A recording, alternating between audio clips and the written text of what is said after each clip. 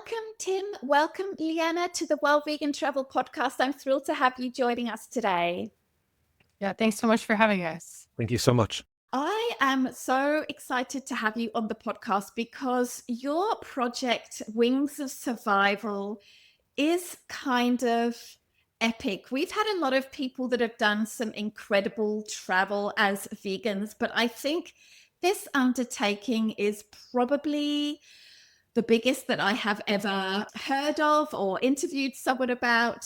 Can you tell us a little bit about Wings of Survival? And then I want to dig into what brought you to this point. So Wings of Survival is an initiative Tim and I created about 3 years ago. I come from a athletic background and I was frustrated with races being canceled because of COVID or fires and poor water quality. So I found myself outside training a lot and noticing there's a lot of changes happening to the environment. I wanted to do something, but I didn't even know where to start. So at one point, a race had gotten canceled prior to meeting Tim. So out of frustration, I just was like, I'm going to take my bike and I want to go ride this route. Well, shortly after this, I met Tim and I showed him this pathway, and he let me know that it was one of the migratory birds, one of their flyways, the Pacific flyway. And he really challenged to do the ride, but to do it in a more meaningful and impactful way. We're both very adventurous. And then I'll let Tim describe more about the science side, but he has his PhD in ecology and he's passionate about climate change and really creating impactful change. So we were thinking bridging the two through sport, nature, and this amazing adventure by following the birds across 15 different countries, starting in Alaska and going all the way down to Patagonia, would be a really cool way to share a story and hopefully empower others to make individual changes that can really help nurture the natural world and help make an impact that we can all do it individually. There's things we can do individually, and there's great organizations out there right now that we're partnering with to really help amplify this project. So I'd say it's really an expedition series. That's ultimately what Wings of Survival is. It's a sequence of 3 expeditions. The first one is connecting North and South America. The second one is Europe and Africa. The final one is the Down Under region, Australia, New Zealand, to Eastern Asia. So it's essentially connecting the continents, it's connecting countries and communities. And the unique component is it's a blend of extreme sports, exploration, community engagement. So it's really trying to win more people for taking action for the planet. We'll dig into a lot more about that later on because this is something that's so important, and I really want our listeners to hear more about this. But something I'm really curious about, Tim, is what inspired you to connect this with bird migrations? I'm a little bit of a bird nerd myself. I'm not very knowledgeable, but I have a huge amount of appreciation for birds and everything about them. So why did you decide to kind of pair this with bird migrations?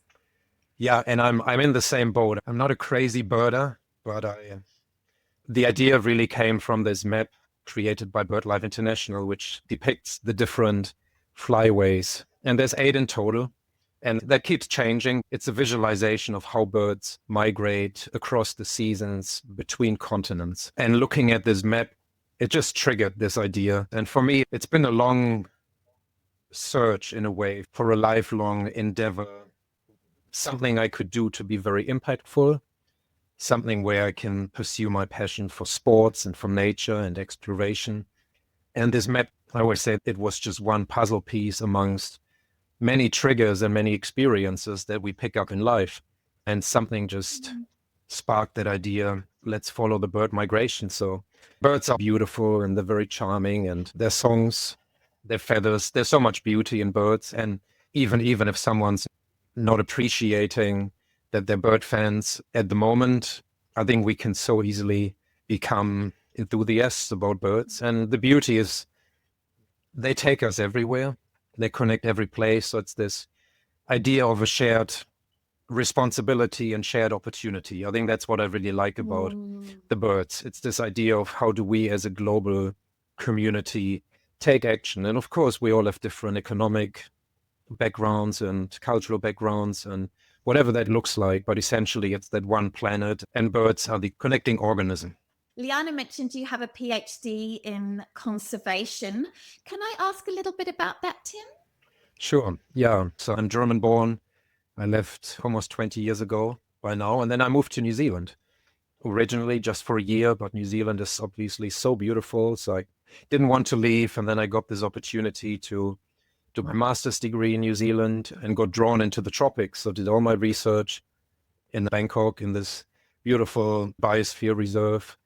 So a strong educational component as well. That was my master's. And then I had this opportunity to do my PhD in Australia, but again, did all my research in Asia. So I lived in Borneo for a couple of years in a hammock Wow. in the rainforest and collected lots of data. And yeah, that was my PhD. So essentially, I've always studied the human footprint on biodiversity, on carbon, whatever makes an ecosystem, but always around the notion of how we as humans change the surface, be it deforestation, be it logging. I came to Canada about 5 years ago, living in Edmonton since, did 2 postdocs where I worked on grassland ecosystems. We might get to talk about this later, but that's my personal favorite in Canada. I love the grasslands. We looked at grazing systems. So the grasslands are being grazed and not by bison, unfortunately, as much as it used to be. We looked at different strategies for grazing and how that impacts water and carbon and biodiversity and including birds. So that's been my postdocs. And yeah, I've been working on this expedition project now for the last 3 years and excited for it to happen.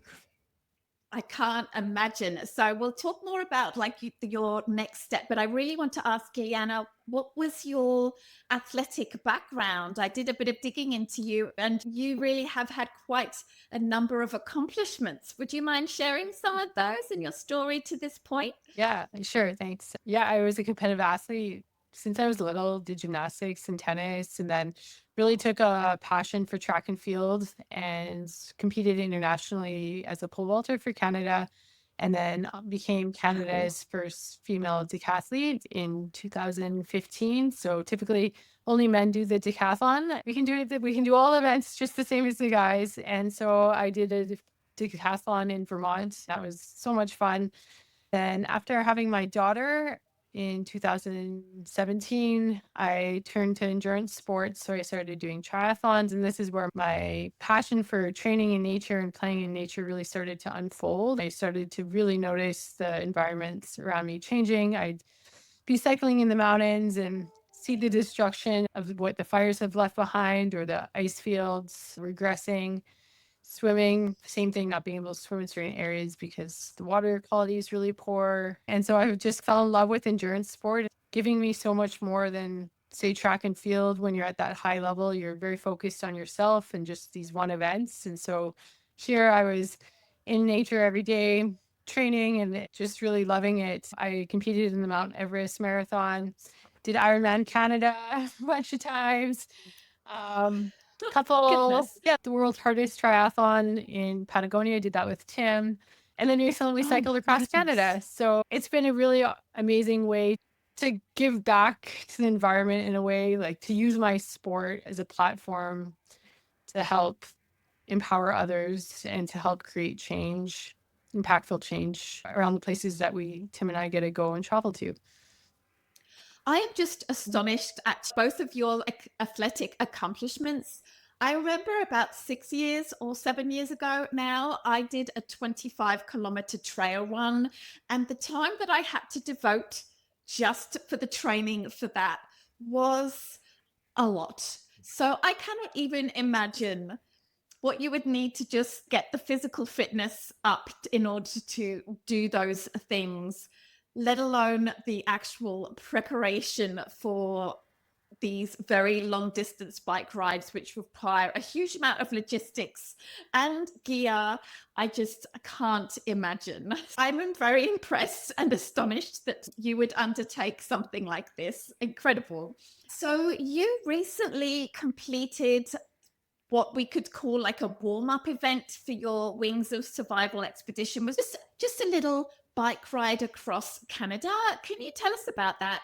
We decided to postpone the larger expedition a year, and we still wanted to create some momentum, and we wanted to also trial some things that we'd be using for the longer expedition, such as vehicle support, collecting scientific data, just the physical stresses of cycling 150 kilometers a day on our body. And Tim might go into more detail about this, but we also wanted to have the environmental side as well. So Tim created the route. We highlighted and stopped in 30 protected areas, or KBAs, key biodiverse areas that may not have been protected or may not be protected yet.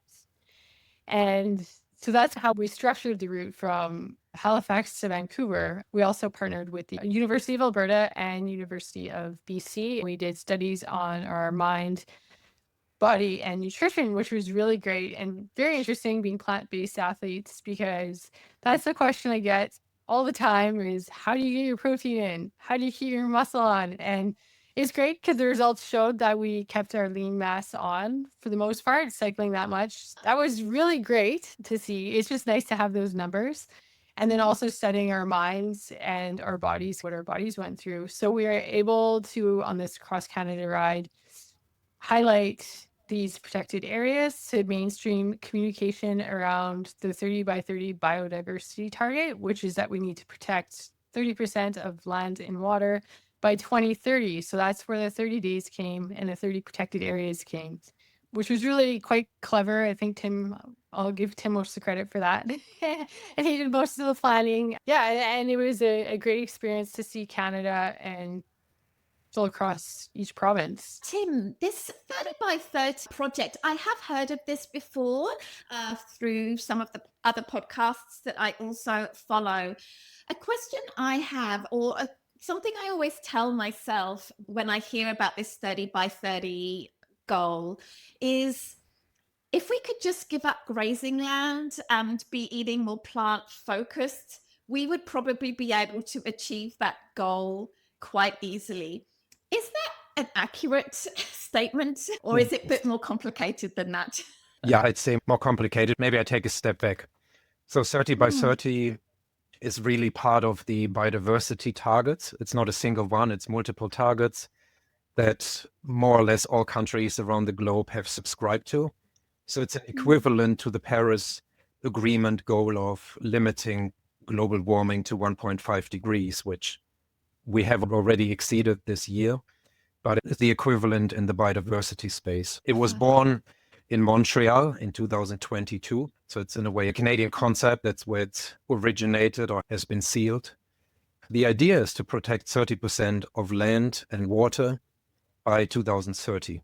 And just to give you an idea, Canada is roughly at 15%, and that's very similar to most countries. So it's an ambitious target. It would mean doubling the amount of land and water protected in the next 6 years, 5 years, but it's just around the corner. This is 30 by 30 in a nutshell. The problem is, once grassland is turned into agriculture, immediately huge amounts of carbon are being released into the atmosphere. So soil and grasslands are a huge carbon store, just like the forests are, and just the ocean is the biggest. But grasslands are so vast across the planet. There's much more grasslands than forests. So as long as there's grazing, we're keeping a lot of carbon in the ground. And any kind of grazing is going to be beneficial to having higher biodiversity levels. So turning it into a monoculture is always going to be worse. There's going to be less birds, there's going to be less insects, there's more fertilizer use, more pesticides. So I think that's one side of the coin. The other issue is, if we look globally, we're using so much land for planting crops that we as humans don't get to eat, right? There's always the animals in between. So there's so much research that shows if we didn't have animal agriculture and we just directly ate all the soy and all the corn and whatever is being planted, it would not just be sufficient for every human on the planet. We could even set more land aside. So there's different angles to it. And of course, if we talk about 30 by 30, we'd like to keep it diverse, right? Not just grasslands, but there's so many different nuanced ecosystems that we find across the globe. So we want to make sure we're protecting diversity. For me personally, what I would love to see, I like to see grazing, but I'd like to see rewilding. I'd love to see a shift where we're really getting more bison on the land, because we know it's not just a carbon problem, but it's a biodiversity problem. And the more biodiverse ecosystems are, the more beneficial it is for us as humans. So this is what I'd like to see. Fantastic. I'd love to pick your brains just for a moment, Tim, about an observation that I made when I was in New Zealand a few years ago. As I'm sure listeners know, New Zealand is very famous for a lot of sheep grazing. When they talk about New Zealand, they talk about like these beautiful sort of rolling hills, which generally is like grazing land for sheep. And after I read Rewilding, I think the name of it is, by George Monbiot. He's a British advocate for rewilding. And after I read that book, I looked at those rolling hills in a different way. I did go to the forests in New Zealand, and there are these patches of forest, just like there are patches of national park all over the world and in many countries. And these forests are really so special. Like, they really do look like something out of Avatar in terms of the species are just so incredible. And I started looking at these grasslands in a different way, thinking that maybe looking at these grasslands in a romanticized way is maybe not quite accurate, that maybe before colonization, it was just this incredible forest. Can you tell me that I'm right or I'm wrong here, please? No, it's very accurate. And New Zealand's just done such a good job to sell the country as green and clean. Yeah. You had these maybe 250 years ago, would have been forested. It would look very different in New Zealand for sure. Yeah. Okay. Thank you for confirming what I thought. That is fantastic. All right. So this cycle across Canada that I think you just recently completed, what were some of your favorite spots that you visited, the places that you went, these 30 protected or not yet protected areas? Can you talk a little bit about those? Well, some of them, or your favorites, Leanna?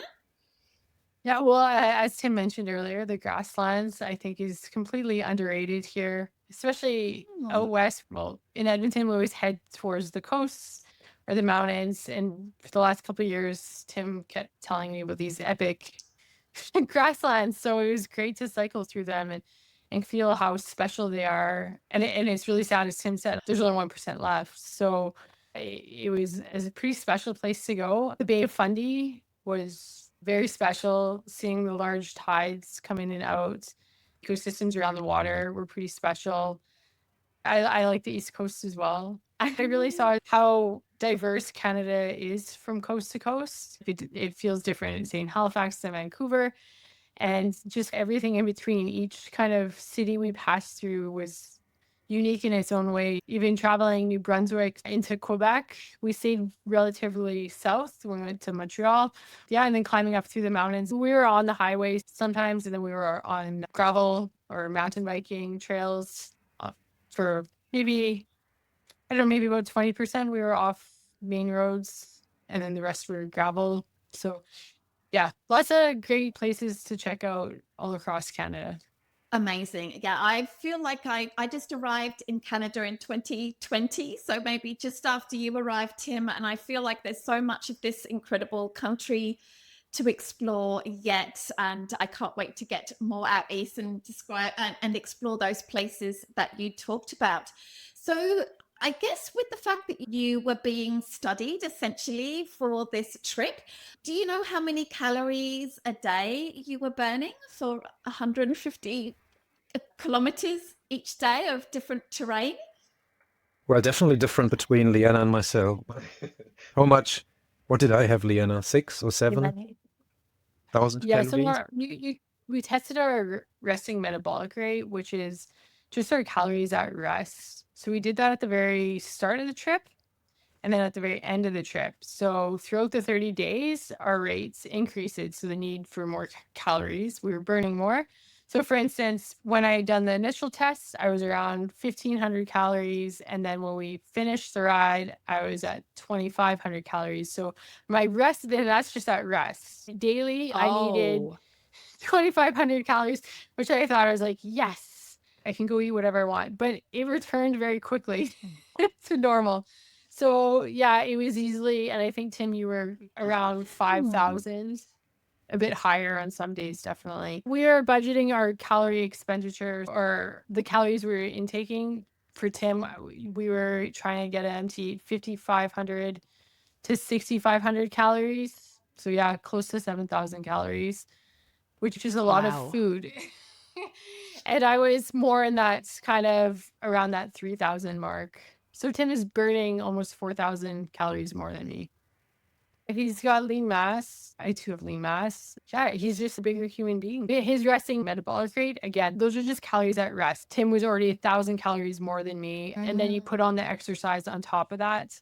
So he's just burning, he burns usually double what I do. Got it. Yeah. Okay, that makes sense.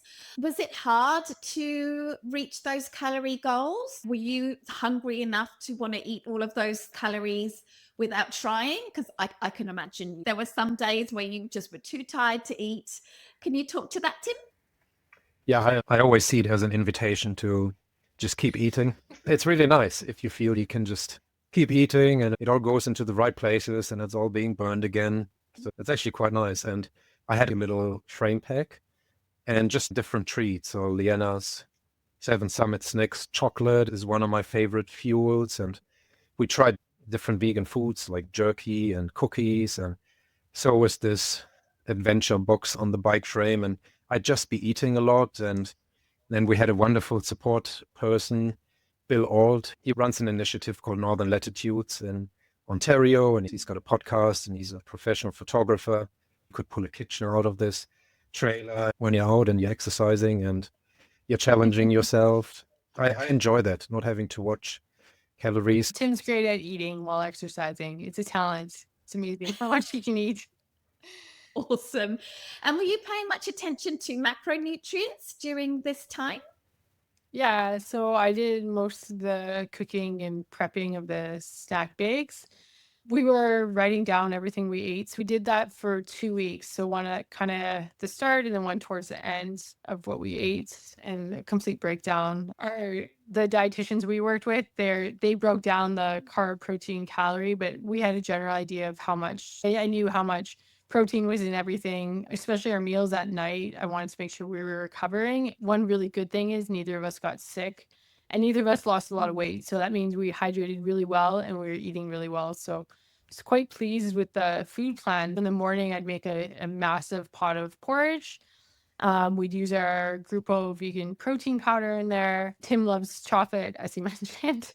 So chocolate's a great fuel source for long duration sporting events. So he could just fuel off chocolate the whole time. Yeah, we played around. We had Big Mountain Food. So at night, it was always pasta and rice. Again, just making sure we're getting enough carbohydrates. I would add salt. We're really big on eating the food in the most wholesome form. We don't like too many additives or preservatives. We got really excited if we saw a Subway sign because we could go there for pretty cheap and you could get the vegan patty wrap. So that was probably our go-to place that's all across Canada. That was under $10 to eat and you could just load it with veggies. Oh. The cool part was also Bill, our support driver.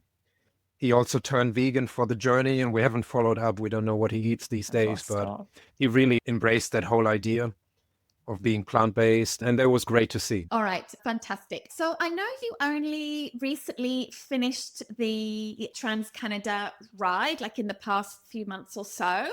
So maybe the universities haven't got to crunching all of the numbers and publishing their results, but maybe you were able to make some observations about the results that you were reporting to the universities. Yeah, so no, you're right. It takes time in science. Waiting, but being a scientist, I also appreciate it takes time to clean the data and then to start analyzing. And it's a process. So what we did was we had 4 professors.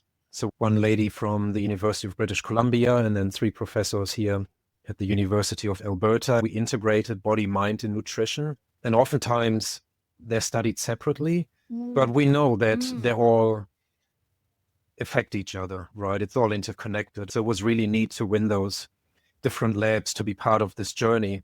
And then on top of this, being plant-based, that makes it even more exciting. It's a very unique study. It's wonderful to be in those studies to be the subject matter. It's really exciting. It's lovely to have this female-male comparison. And of course, it's just two people, Yeah. but it's still telling us a lot of stories. So we keep working with those scientists. And for this big expedition, the focus is really on this parallel journey between migratory birds and us as humans. It's summer in the high Arctic, and they're eating and they're fueling and they're having their offspring, their little ones. And at some point, they have to be ready to fly this huge distance. So they're building up fat reserves, and they're not too worried about their respiratory system. But once they start on their journeys, that changes, right? Yeah.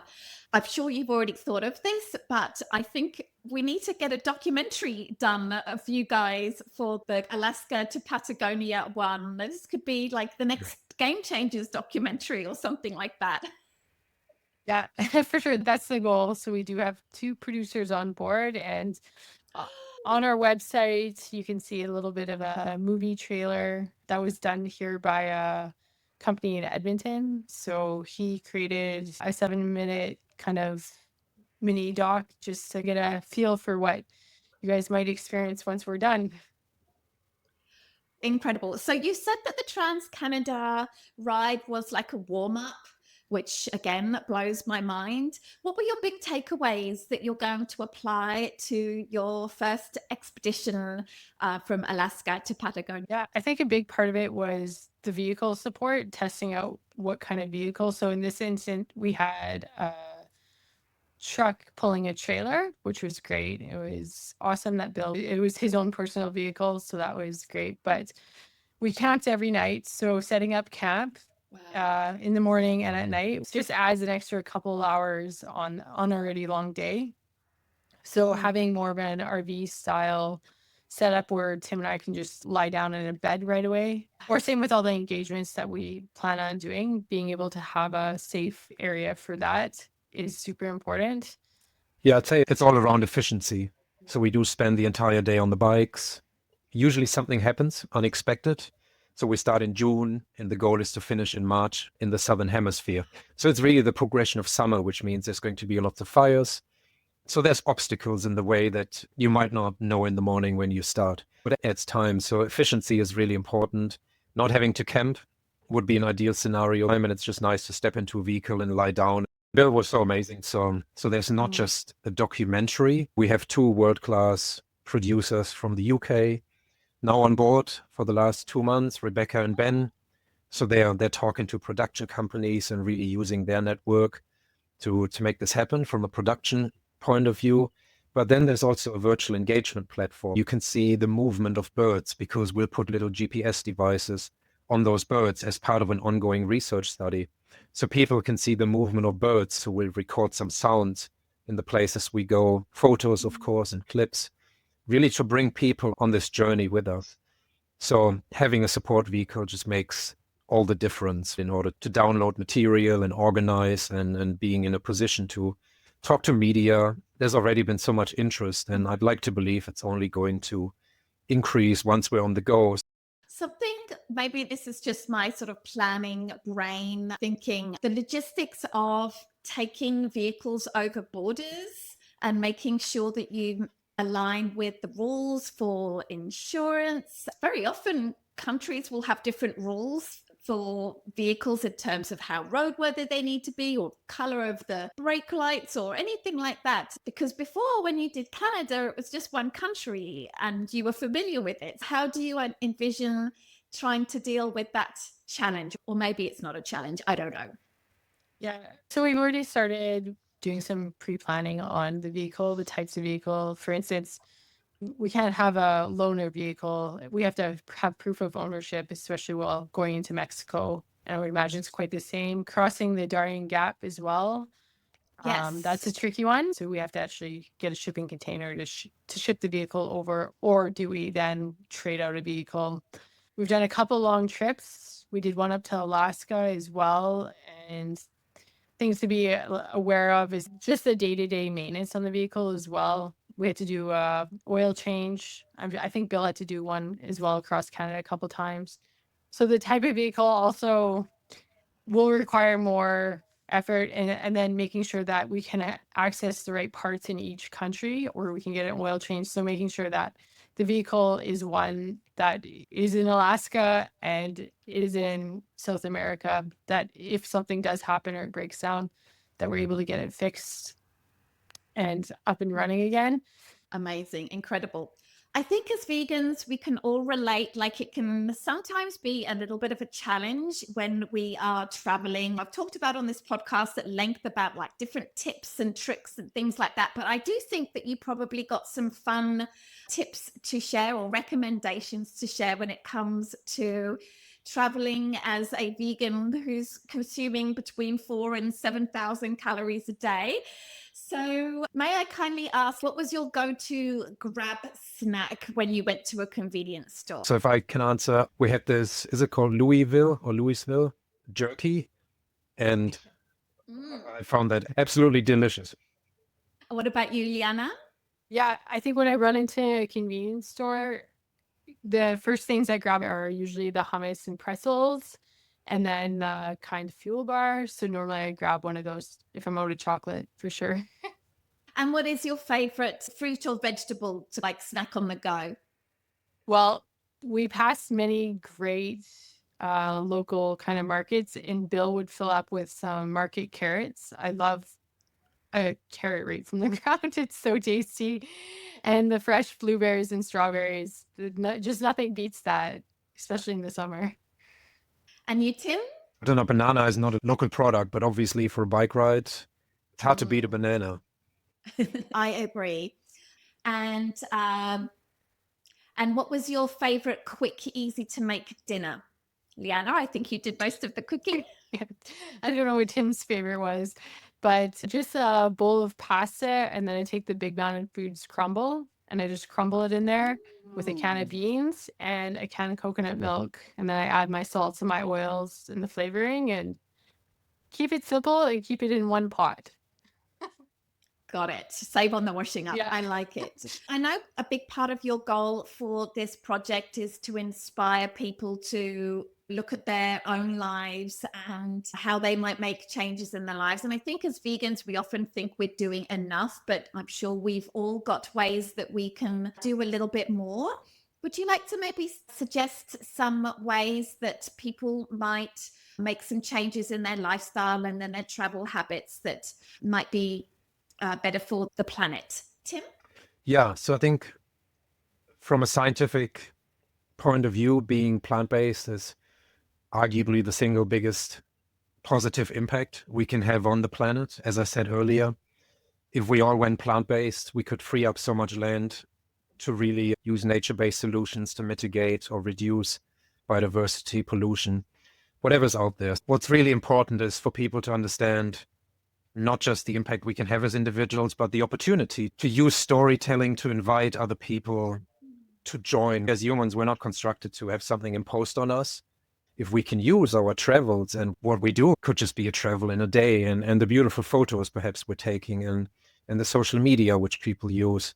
Let's start embedding important messages, right? The challenge for a lot of people is to connect the dots, right? To understand the relationships between our actions, not just as individuals, but as societies, and the repercussions. So planting seeds is just really important. Love it. Thank you. Did you want to add to that, Leanna? Yeah, I echo what Tim says. Also, I really like showing people. So that's one of the things. I make a really good lasagna. Vegan lasagna. In Canada, we have so many options that you can make really delicious dishes. With my daughter, it's interesting to see because she's starting to ask me, like, what is in a hot dog, right? She doesn't understand that's pork or that comes from an animal. She loves animals. I don't feel like I'm missing out on anything. I don't know. I think it's, if you're vegan and you know how to make these great dishes that people might miss, that were typically more meat-based, and you show them how to do it vegan, then they like that. It makes it easy for them to at least try. Love it. I love it. Thank you so much. Can you tell us when you will be starting the first leg of the Wings of Survival expedition? We are right now in a position where we do have lots of great partners. There's exploration societies, there's different organizations coming up at the sports and nature interface. There's a number of brands. There's Environment Climate Change Canada. There's NGOs like Birds Canada, for example. So we have all these wonderful partners. It's just appreciating how quick time goes. And really, impact has always been at the core of what we're doing. So realistically, I don't think it's going to be 2025, but the year after, just to be able not to feel pressured into starting, but to be in the best possible position at the start in Alaska to really have maximum impact. I see. Right. So if you follow Wings of Survival and our story on social media and our website, you'll definitely see that we will have some fun travel on our bike plans that also helps support environmental initiatives. Well, let's talk about how people can connect with you. What are your social media handles and website, etc.? So at Wings of Survival is our Instagram. That's where we post all the stuff about Wings of Survival. Our website is www.wingsofsurvival.com. And that's the best way to support us, is to like, share, and repost. That goes a long way as well. Did you want to add to that, Tim? To listeners who are maybe interested in the story, they might feel, oh yeah, they're coming through our place. Do we want to talk? Are there ideas of what we might be doing? And yeah, we did already share a map without any text with Bill about our plan B if we don't start the big expedition in June. Yes. We can look at 12 months, but it's always, do we start in June 2025 or the year after? So yeah, if people are interested, we always love to talk and see if there's ways to connect and make this more impact for us. It's really about transformative change that we would like to see. Yeah, feel free to reach out to anyone. Yes, and any listeners that feel that they can connect Leanna and Tim with some people or media or anything like that that could be helpful in getting some more media for Wings of Survival, I'm sure Tim and Leanna would not say no to that. So please think deep and try to connect Leanna and Tim with anyone that can share the word about this incredible adventure. I want to thank you both so much for taking time to be on the World Vegan Travel podcast. I can't wait to see what you get up to. And if we can have you on the podcast again at some point with either an update or after another big trip or after the first expedition is done, then I would love to have you both joining me again. Yeah, thanks so much for having us. Yeah, thank you. Thank you.